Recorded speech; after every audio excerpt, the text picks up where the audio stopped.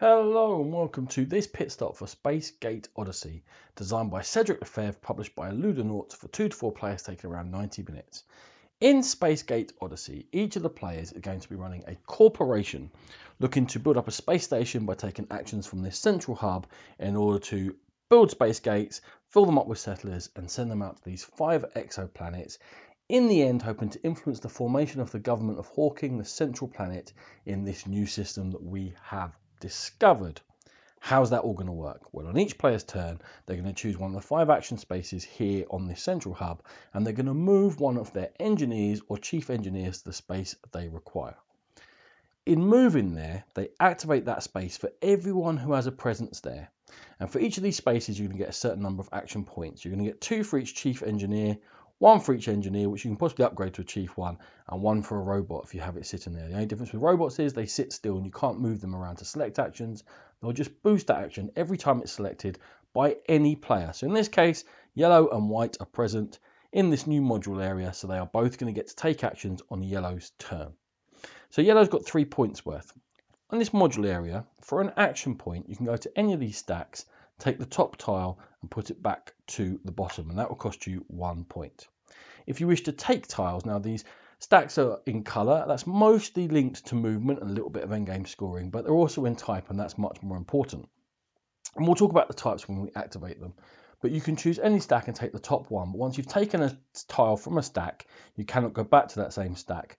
So you'll then have to move along and take them from other areas in order to build up your space station to get your engine running here. So that's how you build your space station. How are you going to move your settlers around there to do stuff with it? That's linked to these 3 spaces for the water, the energy and the wildlife. And when you go there again, you're going to generate action points for everyone who's there. In this case, I've got 4 action points because my robot is helping me out. With the colour I've chosen, I can move my settlers into rooms of that colour, and this central hub you start with always counts as all the different colours.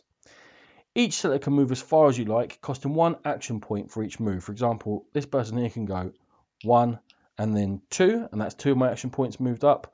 Possibly I could move this one across here to make it a 3, and then move another one possibly for 4.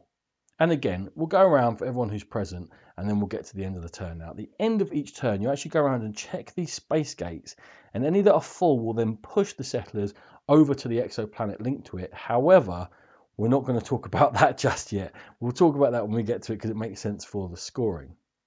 Now, as well as going to these activated ones, these face-up tiles, the tiles that you lay are face down, which you may be able to see. In order to explore those, again, you have to choose the appropriate action space. But when you move a settler into one of these tiles, it flips over and becomes active. However, that settler is lost back to your pool. Now, the only thing to be aware of there is that this middle row here, these are Odyssey tiles. And whenever you activate an Odyssey tile, it's going to give you a boost. In this case, if I move in here, it's going to get me an engineer to bring into play somewhere on the central hub as I wish. And again, that settler will go. And that's the only use for Odyssey tiles, but it does boost your workforce in the central hub, but now they're just a space you have to move through to get to the other areas. So there are 2 other types. What are they? Well, this space down here is the airlock space. When you go to an airlock space, you check how many action points you've got, and that's how many airlocks on the board that you can refill completely with settlers. So in this case, I could refill 2 of my airlocks because I've got 2 action points for that chief engineer. And that's how I'm going to get more settlers into play onto my board, again, able to take more actions. So we've gone through Odyssey tiles and airlock tiles, these space gate tiles. At the end of every single turn, when everyone's had their chance to do their actions, we then go back around, starting with the active player, and see if any of their space gates are completely full. Now, in this case, this one is.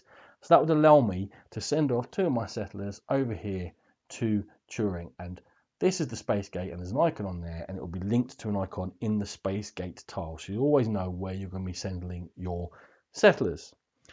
Why are they going over to these exoplanets? There are 8 exoplanets in the game. You play with 5, any 5 random ones, and they all fill up slightly differently and they score slightly differently. But whenever they score, they give you influence here on this track. Whenever you go all the way around the track, you then get presence in the central government of Hawking. And if I went round again, I would get presence in a higher rank in the government. And as I go through, actually, you lose an engineer when you hit ranks 3 and 6, making it more difficult for your workforce. And at the end of the game, whoever has got highest up in the rank of the Hawking government is going to be the winner. Now, most of your scoring is going to come from these planets. You can get a handful of scoring here for majorities on activated tiles of certain colours. You can adjust this scoring, these priorities, according to certain spaces. When you go in, you simply move one along further up the track. You're also going to lose points for every empty corridor that's facing out into space and hasn't been linked back into your space station. Okay, I'm just going to talk you through these 5 planets to give you an idea of how they score. For example, Collins has got volcanoes. You want to surround a volcano with the majority of your settlers and you'll score points for the volcano.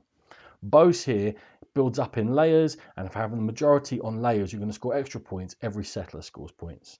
Over here on Plank, every settler scores a point, but you get a bonus for having the longest contiguous line.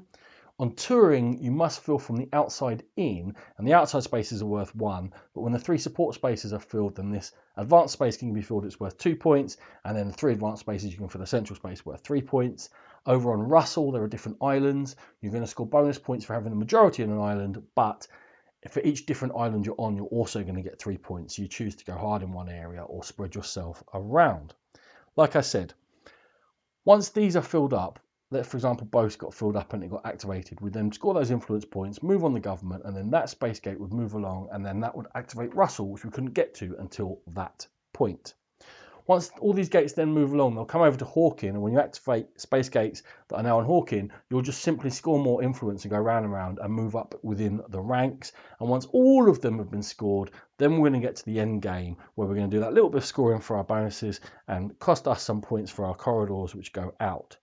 Whoever scored the most points at that stage will be the winner of Space Gate Odyssey.